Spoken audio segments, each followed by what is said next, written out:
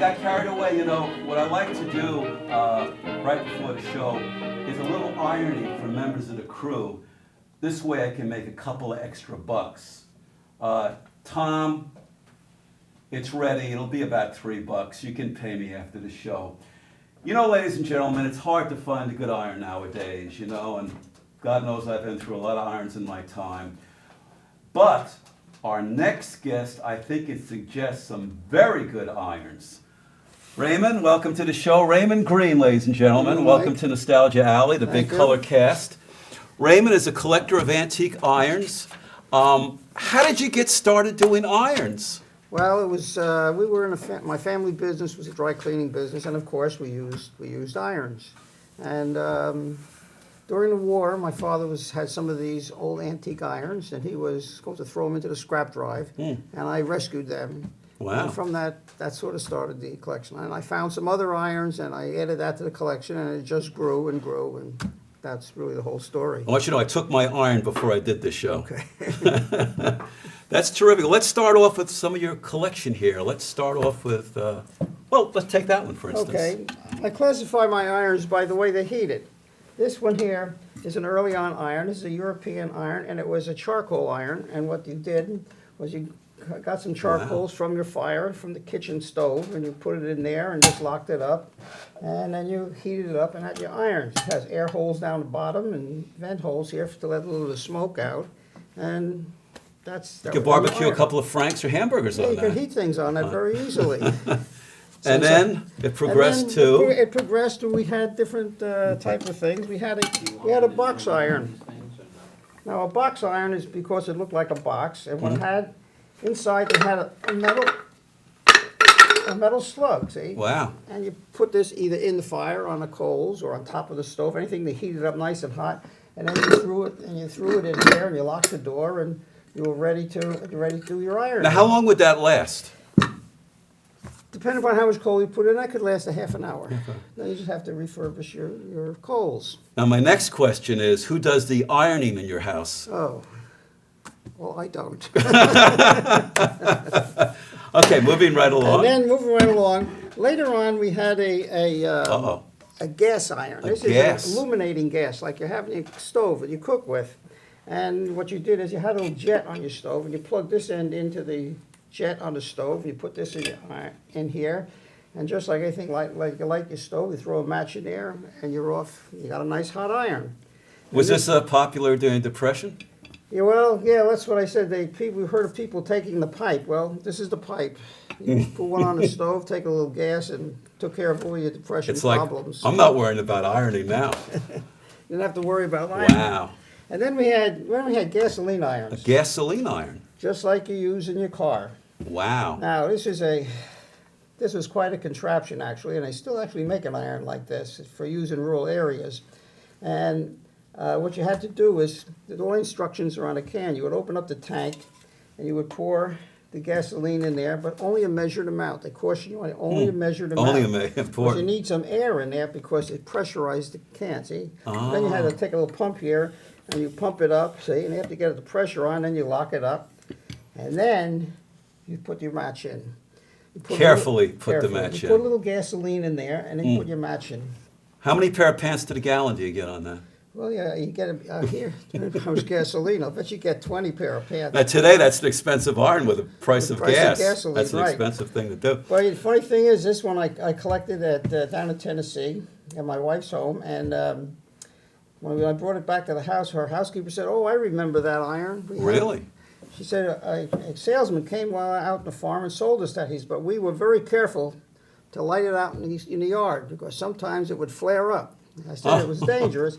So with that, I turned the handle upside down, and I see the handle's all burned underneath. Oh, so my God. This was a kind of hazardous thing to Gee use. whiz. And then we had the gasoline iron. Okay, then of course we had the iron that you were using. That's one of the older irons. How old is that? I mean, date back We to? used these back from the 17th century on. It started in the 17th 17th? century back into the 18th century. Wow. And irons were, they've been around since people started thinking about having nicer clothing. So in the 17th century, we made irons to conform with fashion. Now, you've all seen, this is a very interesting thing. Can we zoom in on that? This is a rough collar. You've seen these in pictures of the Dutch painters. They wear this collar around the neck. Well, what is that? That's just nothing. It was nothing but cloth. See, and cloth is like that. So how did they get it to stay like that? Exactly. Well, How? they used a lot of starch, and then they pressed it while it was wet. And what he did that with was a gophering iron or a tally iron. A tally iron. That was cool. That was short for Italian. And what you would do, you would put this in a fire, and then you put it in here, and then you would take your cloth, got these roughs here, see, you put them, just fit right in there, and then you would get your rounding like that. And that's the way. Oh, yeah, that's how you would actually bend it. That's how and it you would stay bent and it would from, stay bent from the from heat. all the starch. And Wow. see, cotton is like this. See, it's very soft. How would they handle that? Starch. Starch too. It's plenty of starch. So that's one way. That's the way they did rough collars. And then in the end of the 18th century, very beginning of 19th century, men wore these collars like this. Okay, they had these collars, and again, you see, it's soft thing. Well, how did they do that? And they were detachable collars Right, they back were then. Today you detachable. can't detach a collar, but back then you had to Right, you had a button in the front, okay, a stud in the front, and one in the back. See, that held it down. Well, that was good. You don't have to change your shirt because that's what gets dirty. See? So you just change Exactly. your color every day. And people would then wear a have, shirt for a month or two. see, people would have a lot. You'd have a lot of collars, and you would put on a clean one. You want to put a clean one every day, or maybe twice a day with this. So how did they do that? Well, they loaded it up with starch, and then you had to do is press it, high heat and pressure. So you had to have an iron that you could put pressure on. Now, if you used an iron like this with a point, Right. it would dig into the cloth. So you had to have a rounded point. So therefore, they had what they called polishing irons. So you had a polishing iron like this. You It's see, a little it has tinier a rounded bottom, and a rounded bottom. and that's strictly what this was for.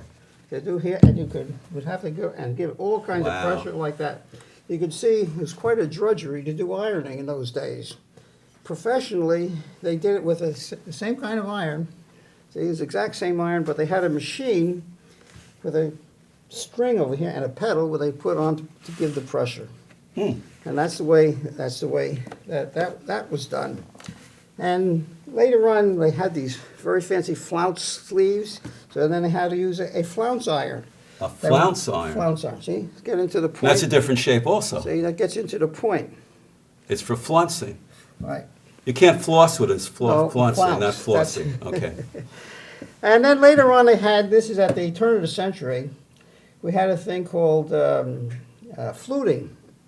And fluting was something like this. Wow. You had fluting. Fluting was used on the end of a skirt. You can have your skirt with a flute like that, or sometimes they had blouses that had it down. Why is it called flute? Fluting. Flute. Why is it? A flute is it's like corrugated, on corrugated. Right. That's a flute. See, so they had different ways to do it. They had I got lots of hand scissors for doing it, and I got professional machines. They had things that rocked and rolled, and they even had little machines like this for the homeowner to do their. Let me move this out of the way, and then let's move this The out of the last- way so we can really take a look at that. Is an awesome machine. The last thing that I remember that was fluted was a curtain. You'd have a curtain with like a ruffle on it. Well, you could flute it, and it comes out that. You take a ruffle curtain and you flute it like that. Looks like a medieval torture device, you know. Well, you could stick someone's you put finger it and they down- tell you anything you want to know. And you see these things too. It was heated. Again, it was heated by Oh, look at slugs. that. Of course, you wouldn't want to handle them this way where No. they're hot. And before you asked, how long do they stay hot? Well, it depends on how much metal. And you can see there isn't too much metal much. in here. So you'd have to actually have a second person throwing these things in and out. Like every just a few minutes they would last, because he was doing something that's a little damp, and so it would cool it off. Those very people were quickly. actually artists to be able to figure it out and work the machines properly and get it to look good. I mean, you really had to have a lot of Have a skill. little skill. And you know what? You mentioned before that Monday is wash day, and Tuesday was ironing. Why is Tuesday ironing day? Because you washed on Monday. Or some, hey, Logical. But anyway, I'll tell you a very interesting thing. Since we have a woman running for president now, I tell you, there was a lot of inventions along the way to make ironing easier and not so hot. So people developed irons to try and make it like a cooler handle. So here they have a handle with a hole in it, see? So little air goes through, it won't be so hot. That one did. This guy made his with, he put it like Swiss cheese. He put a little more holes in it, but still in all, it was a metal handle, and it's hot. You really got a handle on it. And this guy, you see what he has some that. posts here. That's like on a silver coffee pot. Right. They make that way. See, so it doesn't transfer so much heat, but it's still. You put this thing on top of a stove, and that is going to get hot. And that's what the women didn't like. And these were actually used up to the 1950s in rural areas, like farm areas. I imagine they still. I would say in the 30s, 40s. You know. I guess the Amish use it because Yeah, they don't have right. electricity As a matter or of fact, anything. I was out in Amish country, and I saw that they were using this iron. Wow. But since I say, as a woman running for president, that's a first. And the amazing thing is that the most important and the best improvement came along from a woman. And the woman's name was Mrs. Potts. And Mrs. Potts developed this iron here. And she later, in years, patented this and licensed the patent, not only all over the country, but all over the world. And what Mrs. Potts did, she put on a wooden handle. Now, that would burn up on top of the stove. So Mrs. Potts made a detachable handle. Detachable handle. And she made this iron at all times. In a polishing iron, she made it in different, they would make it in different sizes. And the wonderful thing is, when you drop your iron and you broke your handle or the top wore out over here, all you had to do is go to the store and you can buy a new replacement top like that. Clever. And if this part was good, you just bought another handle, and there you go. And the women were, of course, were crazy about this iron. And also, you notice when you iron this way. Mrs. Potts must have done a lot of ironing, so she made her iron that goes both ways. Got them coming and going. So that's fascinating. Where do you find all these irons as an iron collector? Where do you get it? Antique shows and antique dealers. A lot of people don't know what they are, you know. And I told you we were in the cleaning business, and we had a newspaper around here called the Newark News. And a reporter walked by the store one time, and he saw it in my window. I had all these irons. So he came in and inquired about it, and he asked to do an article on it. And after the article appeared in the paper, a lot of people called me. They had irons, wanted to know about them. Some of them just dropped them on the doorstep, believe it or not. That's terrific. That's where I got quite a few. Actually, we have to take a break right now. Okay. I'll probably go back and do a few shirts, right. to make some extra money. A couple more. So we will be back right after a public service announcement. So don't touch that dial. Faster than searching the World Wide Web. More inspiring than a half-cap mocha latte. Able to answer any question with insight and detail. This superhero of knowledge can find the answer to any question no matter what the problem. And she works in your neighborhood at your public library. When you need to know, get to know your library. Log on to njlibraries.org. Hi, welcome back to Nostalgia Alley, and we're talking about antique irons. I think it's the first time we've ever been a show on antique irons. We're trailblazers, so to speak. We're history makers here. Let me ask you, is this an expensive hobby for someone who wants to get into collecting antique irons? Well, when I originally started out, no, it wasn't. But they've gotten a lot more expensive, like everything, over the years. It's not real expensive. It's not like collecting, rare glass and stuff like that. These irons, you see them now for like $30. Some of them for $20. The minor ones. When you get up to some fancy ones, they can run into some big money. I have several of them that are listed for a couple $100. I saw on the website you had that Walkers, they publish a monthly magazine or leaflet, and they list the going price of some of these irons are going for. And they could run into a couple $100. Is eBay a good source? You get on eBay I've and tried kind of look eBay. around I've tried and see. eBay. I haven't found anything. Nothing too exciting on eBay. You know, it's like collecting anything. You have one, and all of a sudden you find another one. Well, now it's 2. That's easy to collect. But when you get up to 100 or 200, now it gets a little bit more difficult because you say, I got that, you know. Let me ask you, we're in New Jersey. We tape this here in New Jersey, in Maplewood, New Jersey. There are a lot of local New Jersey iron makers? Yes, as a matter of fact, this iron here is marked Bliss and Drake, 1852. Wow. Bliss and Drake was located in Newark. It was located right on Railroad Avenue, and which is about, and that's the one that runs parallel to the railroad tracks down in Newark, past Penn Station, or into Penn Station, and just about 2 blocks from Penn Station. They employed, I think, in 1762 or something like that. They employed 60 people, and they were the largest manufacturing of irons in the country. Really? It was put out that one year they put out 100,000 irons. It's a lot of irons. In 1 year? 1 year. They made this iron, which was a charcoal iron. They made that iron that you were pressing with over there. And I have an ad for them that says that they, let me see, we have the ad here. Oh, here's Bliss and Drake's ad. They have self-heating irons, smoothing irons, Taylor irons, wow. irons heated with gas, like we showed you before. And they make it, even a Taylor's Goose. That was a Taylor's Goose? What? Right. That was a big, we didn't bring any of those Right. because of weight. Some of those weigh 18 pounds. Most of them weigh 18 pounds. Now back then in the 1880s or the 1900s, what did an iron cost a housewife, to buy? I have an 1899 Sears Roebuck catalog that lists that iron for 18 cents. 18 cents, which is probably a lot of money back then to the average Right. housewife, I guess, As a matter of fact, I was reading that catalog, and I saw that, and I was surprised, and I said to my mother, my goodness, I also have a collection, I don't think I have any here, but I had a collection of irons that were repaired by a blacksmith. Yes. And what happens is, particularly see an iron like this, you drop this and it falls incorrectly, that handle's going to snap off. They're cast iron, and they break. So I said, and I had this whole collection of repaired irons. So I asked my mother, well, why would anybody repair an iron? I said, it cost only 18 cents. Exactly. My mother said they would be foolish not to.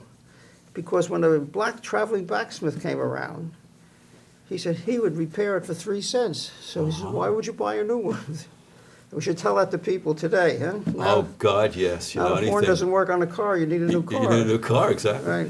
Now, all of your irons look like they're happy irons. They're very happy irons, but I understand there's something called a sad iron. What does a sad iron mean? What is a sad iron? Well, these are all sad irons. What does that mean? And sad has nothing to do with your how you feel. A sad iron is an English word for heavy. So that's what heavy is. It's just like the tail. I tell you, we don't have a Taylor's Goose here, but a Taylor's Goose was an iron, and like I said, it's 18 pounds, and some of them are 25. I think I showed you one day we have 25 pounds. 25 pounds. I mean, that builds muscle. Good muscular women back then. That'd be nice to your woman. That's a professional. Not too many women use that. But a Taylor's Goose was Cockney for a goose. It was called a goose because the handle was open.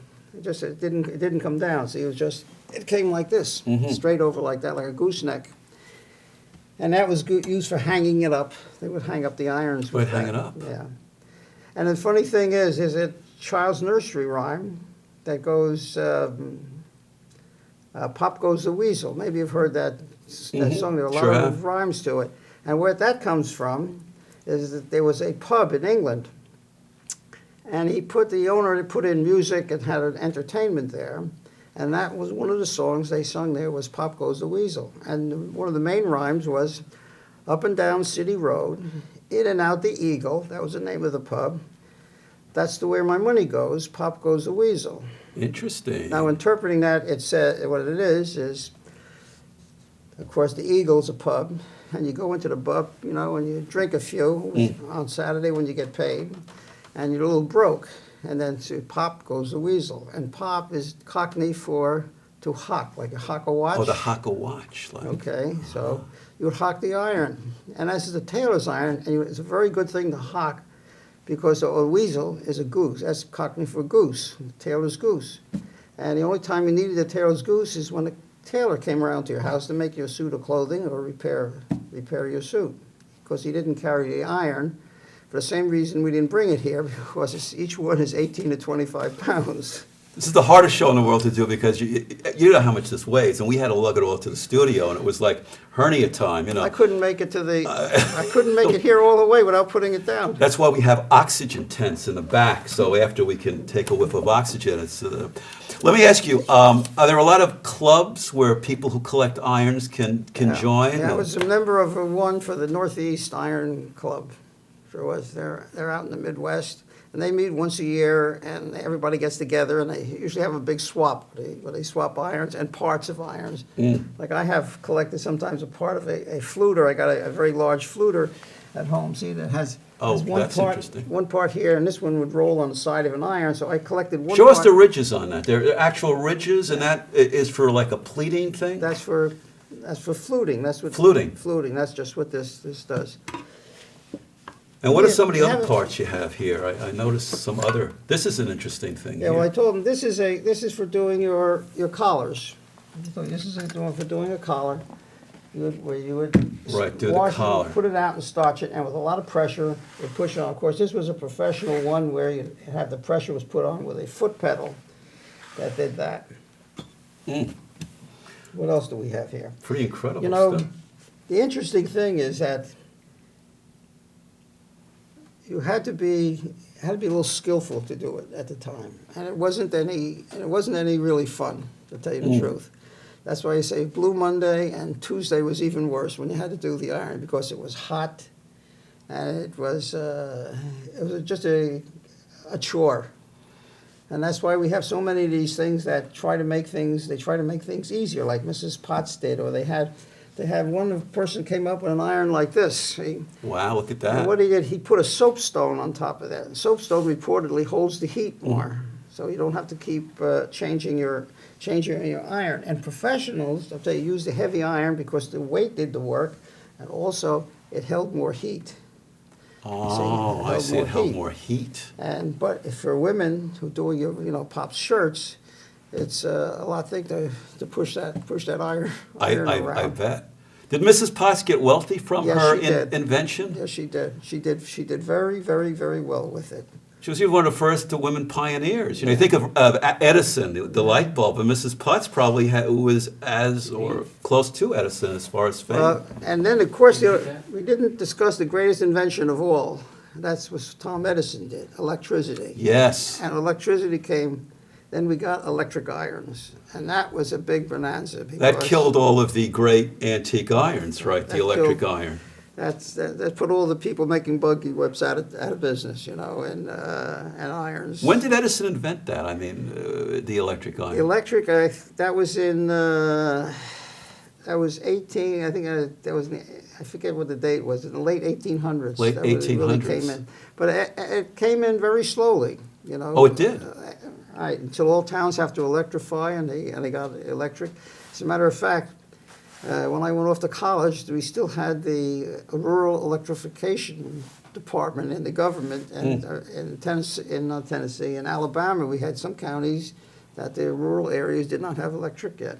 So. And I bet the people, didn't trust electricity. They probably were very skeptical because they were used to this kind of an iron, and out comes this electric iron. I bet people were kind of frightened of it and skeptical of it. Well, people today a lot of people today are still afraid of electricity.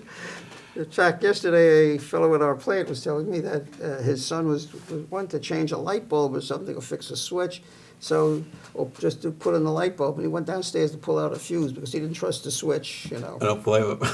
So a lot of people still don't trust it. You have a dry cleaning business? Yes, I do. Where's that located for all our listeners? Well, we were located in, we had two of them, one originally in East Orange, and then because of urban renewal, we moved to Orange, where the plant is still located on Scotland Road. Wow. And we also had one in South Orange, right on Valley Street. We had depot cleaners on Valley, and then moved up to Academy Street. Academy, yes. Academy yes, Street. Yes. And they're out now, but this plant, our main plant, is still in Orange. And you still do the old-time work as far as the intricate stuff. You were telling me a story about somebody wanted a special kind of thing, a special pressing, A pleat, yeah. a pleating. Well, that's what I did. I did all specialty work. We did all kind of fancy work. We did wedding gowns and pleats and stuff like that, things that other people were afraid to handle. As I say, we had been in the business for 3 generations, and we sort of knew what we were doing. After this great workmanship with your pleating and all the work you put into pressing and working on it, do you ever feel like you want to sign your work? You know? Not really, but I tell you, to a signing, I collect, and not only that, if you saw in the basement, I collect a lot of junk. Yeah, we got great stuff in the basement, let me tell you. But anyway, I collected, at the plant, I collected letters that people wrote. And I made a book out of it, and the title of the book was, Our Customers Always Right. Not with an R, with a W. And I collected these, and people have showed their appreciation for some of the things that we did were, extras, that were extra special. We got about 1 minute to go, but just real quickly, what's your rarest iron, your favorite of all of your 300 irons? Do you have like a favorite kind of iron or rare iron that you absolutely love? And Well, the ones I really like are some of the ones that I have up on upstairs on the fireplace is some of the brass irons. Oh, wow. And I'm partial to something old, what do you call it, the fluting irons. They were also very interesting, and I have a couple of them in brass, and they're quite beautiful. Back in the early days, when a person made a tool or any product, they usually decorated. The finer ones were always decorated and made very fine, and some of them are works of art. I the bet. brass More ones- works of art than practical, I imagine, if it's Yeah. brass. Well, It's more of a showpiece. You couldn't really it is use a too show, much right? of a brass. Because when you weren't using it, you could always put it up there, and you got a beautiful thing. Great. Well, we got about 30 seconds to go, and I just wanted to say, you have email. If someone wanted to get a hold of you on the email, what would they do if you have an antique iron they want? Yeah, our email address is greenray@verizon.net. So you listeners, if you have an old iron that you want to sell or whatever, this is the man. This is We want some Mr. information on Iron. it. Mr. Iron, and Mr. he's in Iron. Maplewood, and it's terrific. And I want to thank everybody for joining us today. And this is really a super, super, super good show. Antique irons from the beginning to the end when electricity came. I want to thank you, a fabulous, fabulous guest. Well, you're welcome. Thank you And, for having me. I want to thank all of our listeners for joining us, and I want to say good night to you, and especially to you.